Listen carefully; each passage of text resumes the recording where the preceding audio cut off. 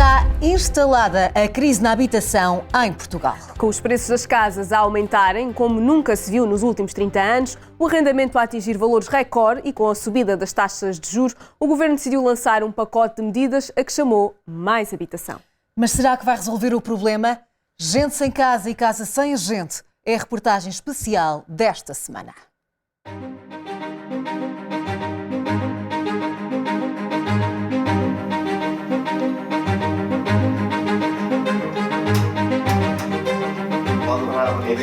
Com licença. Como está? Nuno Marnoto vive em Aveiro com a mulher e os filhos. Não sabe onde vai ficar a partir de 1 de setembro. O mais certo é que ter que ligar para o número da emergência social. Ir para uma casa-abrigo ou para algum sítio até conseguir encontrar algo que consiga pagar e que consiga continuar a ir trabalhar e buscar e levar os meus filhos, que é o mais importante.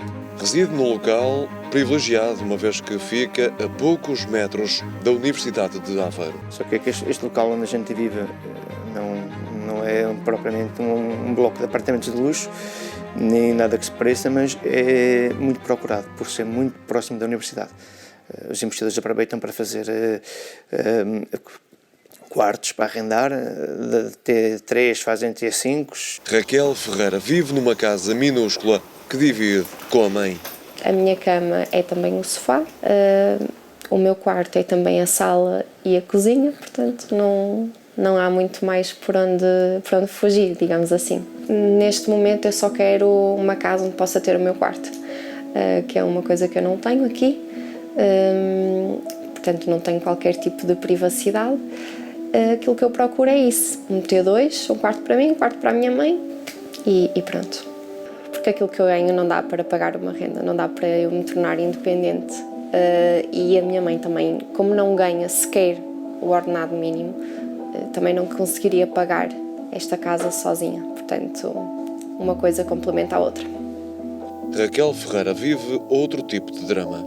Nestes últimos meses até tenho tentado ver com o banco qual seria a possibilidade de pedir um crédito, dar até entrada para uma casa, mas mesmo assim com aquilo que eu ganho não dá.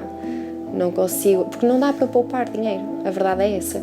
Pagando uma renda, mesmo que aqui a renda não seja das mais altas, é mais do que o que a minha mãe ganha. Portanto, tudo o resto depois também tem que ser eu a suportar, não é? As despesas e mais a alimentação, que sabemos também está a aumentar. Portanto, não dá para poupar sequer para uma casa. É impossível. Diz que os preços são incomportáveis.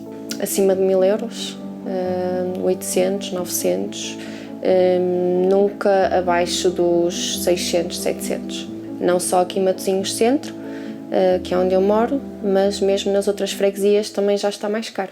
O humorista e ativista Diogo Faro viveu uma situação idêntica. Eu estava noutra casa que era cara e dividi com um amigo meu. E ele saiu porque vivia com a namorada, super legítimo. E eu, pronto, aquilo era muito caro para eu estar ali sozinho, aguentei-me uns meses e tal.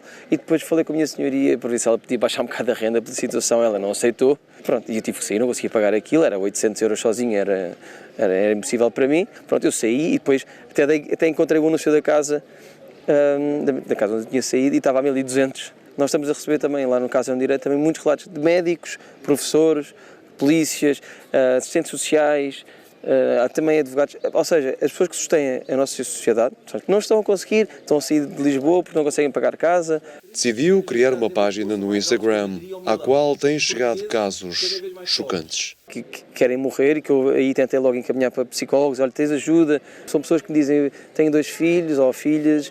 É um sentimento de falhança tão grande perante a vida, de teres que voltar para casa dos teus pais, pegar as tuas crianças, voltar para casa dos teus pais, ou teres que ir viver para um quarto, partilhado numa casa com desconhecidos, pegar os teus filhos e viver para um quarto, que é uma violência tão grande psicológica para as pessoas, que as pessoas sentem que falharam. E é mentira, quem falhou foi o sistema e foi o país que falhou estas pessoas.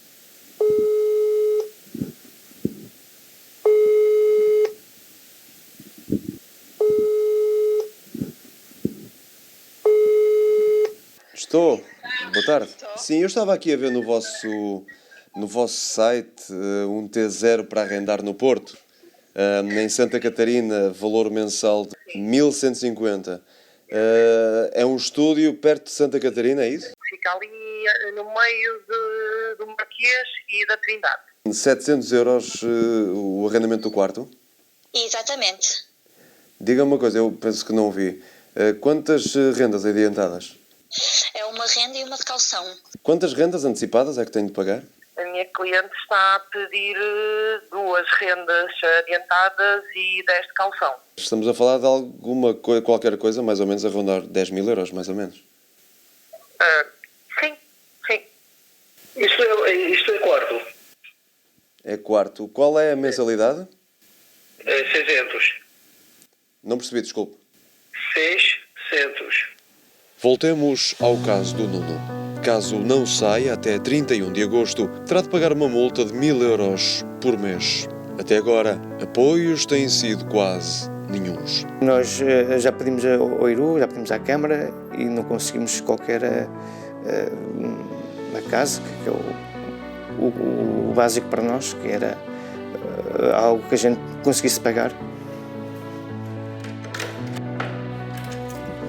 Podem entrar, estejam à vontade. Por aqui. Portanto, aqui é o quarto do meu filho, que está nas condições que podem observar. Portanto, paredes, teto. Tive que pôr esta lona, digamos assim, este plástico. E aqui é o meu quarto, que também podem ver pelas paredes, todos contaminados, não é? E aqui também tive que fazer o mesmo.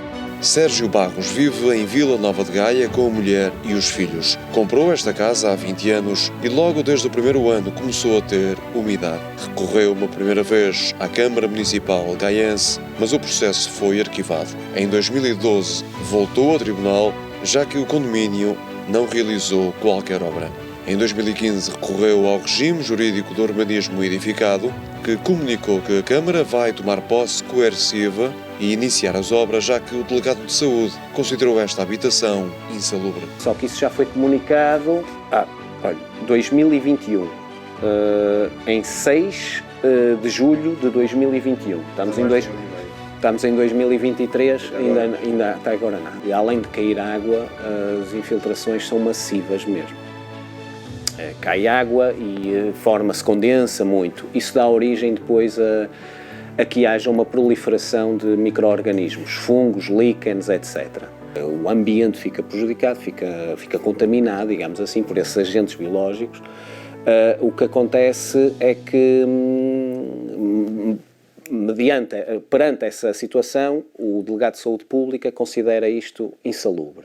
O mais recente relatório do Eurostat sobre habitação diz que Portugal é um dos países da União Europeia com mais infiltrações nas paredes, telhados ou pisos das casas. 25% da população portuguesa. O segundo valor mais alto a nível europeu, só suplantado pelo Chipre. A média europeia é inferior a 15%. Também por isso, Sérgio criou um movimento que pretende chamar a atenção para a atual crise da habitação. À semelhança de Teresa e Ana de Lisboa, que avançaram com uma proposta de referendo para a habitação na capital. E é impressionante a quantidade de pessoas que se está a querer juntar, que nos escreve e-mails e diz que se quer juntar para ajudar a construir o movimento, e as pessoas que vêm assinar também contam-nos histórias dramáticas, como muita gente que já faz parte do movimento tem, como a sofrer despejos, não têm para onde ir, não conseguem pagar as rendas. Têm de recolher entre 5.000 e 7.500 assinaturas para entregarem na Assembleia Municipal. Nesta altura, são já perto de 2.000 as assinaturas recolhidas. Uma das perguntas tem que ver com o cancelamento das licenças de alojamento local existentes à data em prédios destinados à habitação. E a segunda tem que ver com a alteração do próprio Regulamento Municipal do Alojamento Local para que não possa existir alojamento local em prédios destinados à habitação. A profusão de alojamentos locais na capital são uma das razões apontadas para esta crise da habitação por este movimento. Por exemplo, em Alfama, metade das casas são alojamento local. As casas devem servir para as pessoas morarem, portanto não deve haver estes produtos, como o caso do alojamento local ou outros tipos de alojamento turístico, em habitação, porque há mais do que casas suficientes para toda a gente.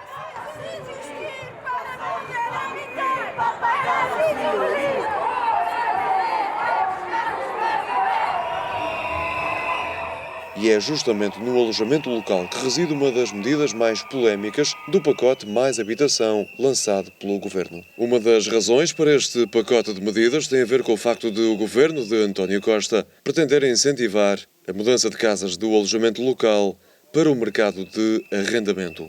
As novas licenças destes alojamentos turísticos irão ser suspensas em zonas urbanas até ao final de 2030. À margem dessa medida, os empresários do alojamento local terão de pagar uma contribuição extraordinária de 35%. É o início do fim e não vai ser a longo prazo, vai ser a curto prazo. Temos aqui um outro caso aqui mesmo atrás. São estes casos, estes exemplos que realmente a maioria do alojamento local das cidades são estas situações. As reabilitações que fazemos até são bastante cuidadas, mantém-se sempre a traça original e, portanto, acabamos por tornar as cidades bonitas, não perdendo a sua característica original. Muita gente investiu, reabilitou as cidades, pô-las bonitas e construiu o negócio, ajudou a economia, trouxe cor para as cidades e agora está a ser posta em causa toda uma economia que depende do alojamento local. Não só os imóveis em si, mas toda a economia que dela vive,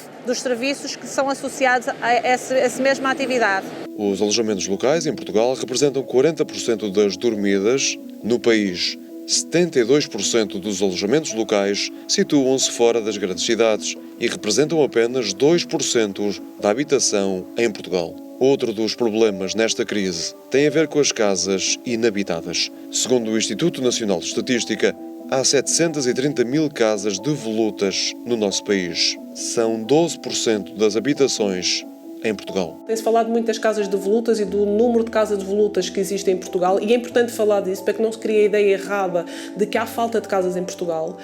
O que é importante é trazer essas casas devolutas que existem em Portugal, perceber porque é que elas estão devolutas e trazê-las, no fundo, para o mercado. Alexandra Cachucho é a presidente da Associação de Inquilinos do Norte de Portugal. O órgão junta 3 advogados que integram o corpo jurídico desta associação, que dão consultas a associados que aqui chegam com vários casos desesperantes. Nós temos famílias que têm rendimentos médios e alguns médios até altos, em que se sentem sem essa falta de resposta de habitação. A realidade é que não há casa nem para as pessoas com rendimentos baixos, em que deveria de ser a habitação social a dar resposta, nem para aqueles a quem o arrendamento acessível pretendeu aqui de alguma forma responder, mas que efetivamente não teve uma intervenção expressiva. A Associação Nacional de Proprietários olha também com desconfiança para o programa Mais Habitação. Desde que foi anunciada as primeiras medidas, o primeiro anúncio, os contratos de arrendamento desceram cerca de 45%. Portanto,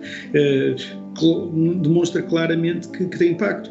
Imagine quem comprou por exemplo, para arrendar, ou quem investiu, fez crédito. O crédito, como todos nós, estão a crescer a Euribor sistematicamente. Quer dizer, o proprietário vê o seu empréstimo aumentar e ao mesmo tempo não pode atualizar a renda. Quer dizer, há aqui uma desfaçatez e uma diferença de tratamentos abismal. Os proprietários prometem ir a tribunal caso as autarquias tomem conta das suas habitações. Numa das artérias mais caras da cidade do Porto, a Avenida da Boa Vista, encontramos cenários paradoxais. Esta habitação está completamente votada ao abandono numa das ruas mais nobres da cidade invicta. Como é que é possível haver tanta casa a estragar-se, a deteriorar-se e outras pessoas com tanta dificuldade em ter uma casa ou até morarem na rua? Como é que não se faz nada em relação a isto? As pessoas não conseguem pagar as rendas, ou temos de deixar de comer, ou deixar de usar serviços básicos para conseguir pagar as rendas. Isso está completamente insustentável, sim, para todos nós. E os casos são dramáticos, quer dizer, depois as pessoas, mesmo que são despejadas, não têm para onde ir. No último ano, o preço por metro quadrado aumentou 5,5%. Se compararmos os dados com o ano de 2015, registramos uma subida ainda mais intensa. Nesse ano, o preço por metro quadrado era de pouco mais de 1.000 euros. Atualmente, a média em Portugal ronda os 2.400. Mas qual é então a razão para os preços das habitações terem registrado uma subida de quase 20% no ano passado, a maior de resto dos últimos 30 anos? Um acréscimo de procura que tem a ver com, inclusivamente, com o facto de cada vez mais cidadãos estrangeiros procurarem o nosso país para habitar, a que se junta o facto de, como referi anteriormente, não existirem novas construções, habitação nova, faz com que, obrigatoriamente, o preço claramente tenha tendência a aumentar. Isto acontece, são as leis de mercado a funcionar, basicamente é isto que se passa. O que é certo é que a venda de habitações diminuiu desde o último trimestre do ano passado. Tivemos um decréscimo que é absolutamente normal, dado o contexto de instabilidade que se sente, não é? Que, enfim, conjuga aqui um conjunto de fatores negativos. Basta falar, estamos numa guerra, da guerra decorre um aumento das matérias-primas, um aumento do preço dos combustíveis e, portanto, tivemos também um aumento da taxa de juros e, portanto, estamos a falar num ciclo de aumento de preços generalizado. Como é que Lisboa é mais cara para viver do que Milão e Paris para arrendar a casa? Comparando os ordenados, não é? É irreal. Há muitos casos de bullying de senhorios, casos de relatos de tirarem os corrimãos das escadas para eles não saírem de casa e serem pressionados, de simulações de assaltos por serem medo. Foram 10 as medidas lançadas pelo Executivo de António Costa para minimizar o impacto das subidas das rendas, dos preços das casas e das taxas de juro. Vai custar ao Estado 900 milhões de euros. Um conjunto de medidas que parece agradar apenas ao Governo. É cosmética mediática, se quer o termo meu, para manipular a opinião pública, muito possivelmente, para dizer o Governo está a fazer qualquer coisa.